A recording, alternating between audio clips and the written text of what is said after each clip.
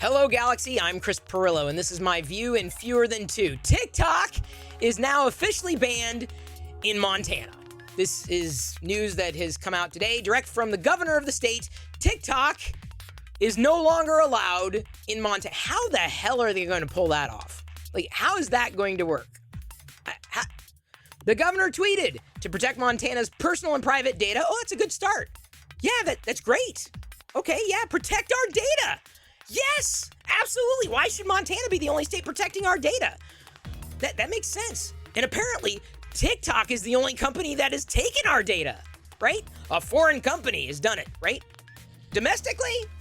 No, there's never been a problem with companies that have been operated domestically in relation to our data. Like, we know we are fully in control of our information and our data. Like, absolutely, right? TikTok is the only offender, right? Oh, wait, let's go a step further.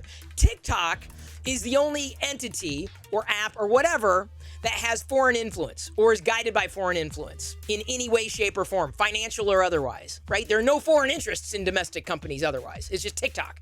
TikTok is the problem.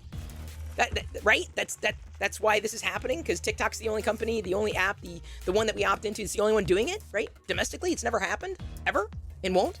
Okay, so they're gonna ban TikTok, right? Because of, let's see here, personal and private data, keeping it protected from the Chinese Communist Party. Fine, that's fair.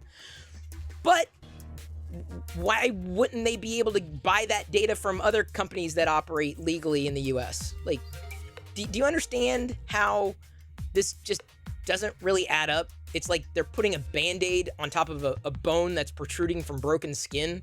That's effectively what this is. My bullshit meter is off the charts.